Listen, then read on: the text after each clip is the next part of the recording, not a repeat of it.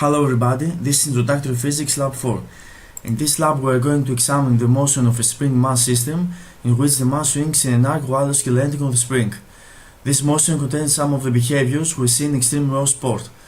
Fundamental principles that are used here are Newton's second law for predicting velocity and position, and the energy principle, including gravitational potential, spring potential and kinetic energy. So let's take a quick look at that video. I've set all the necessary parameters for the calibration of this video, and here are the data produced by Tracker. So, Newton's second law, we choose our system to be only our mass. Fg is the weight force, Fs is the spring force. Fg, the magnitude is given from this equation and it's looking always downwards. Fs, the magnitude is given from this equation and it's on the axis between the mass and always on the axis between the mass and the attachment point. I'll define these values better at the what does it mean part. The initial position is extracted from Tracker. The initial velocity is equal to 0. Fnet is given from this equation, and here are the equations for predicting velocity and position. And now the energy principle. This time we choose our system to contain the mass, the spring, and the earth. Therefore, there is no energy transfer to or from the surroundings. So total energy delta E is equal to 0, but delta E is given from the sum of the change of the kinetic energy delta K, the change of the gravitational potential energy delta U sub G, and the change of the spring potential energy delta U sub S. We assume that the mass of the spring is negligible. K is given from this equation, U sub G is given from this equation, and U sub S from this.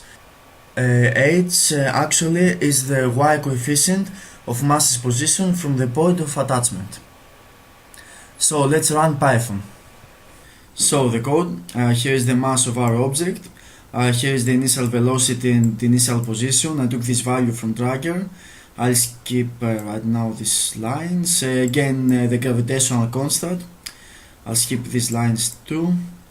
Here's the equation for kinetic energy, the equation for the gravitational potential energy, and the equation for the spring potential energy. Fg is defined right here, spring Fs the same way. Fnet is the add of the above forces, and here we predict velocity and position. And right here delta K is defined, delta U sub G, delta U sub S. And I also added another arrow to show the Fnet force. So let's run Python. As expected, Fg is looking always downwards, and Fs, the spring force, is on the axis between our object and the point of attachment. And Fnet, we can see right here the Fnet. Okay, so let's see the energy graph. We can see right here that the changes in gravitational potential energy, which is shown by the red color, and spring potential energy with the green color, are oscillating with the same period, and the magnitudes are almost equal and opposite. That means that when gravitational potential energy increases, spring potential energy decreases, and vice versa. The changes in kinetic energy are also positive and negative. This is shown by the blue color. But this time this change is faster. It's almost 2 times faster than the change in the potential energy. And the yellow graph right here is the change of the total energy, which, as we can see right here, is 0. In other words, the energy principle is satisfied. And something else, as you can see right here, delta K and delta U sub G and delta U sub S have not the same values throughout all the periods, but the sum of all these values are equal to 0. What does it mean? As I said before, the energy principle is satisfied. Delta E is given from this equation, but delta E in our case is equal to 0, because there is no energy transfer to or from the surroundings. And as we see, we can prove it right here from the graphs. What does it mean? As we see, this movement consists of two motions, one pendulum motion and one spring motion, with two different periods of oscillation. And actually this is happening, as we can see here from Drucker, there are two different periods. And from the second period, and for the spring motion, we can define the stiffness of the spring.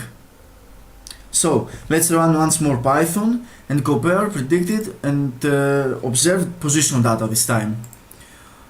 Here is where I read my values from the sys file that I've created from Tracker, and here is the period of oscillation, and here is defined the stiffness of our spring. Let's run Python. As we can see, almost predicted and observed position data have a perfect match, especially for the y-axis.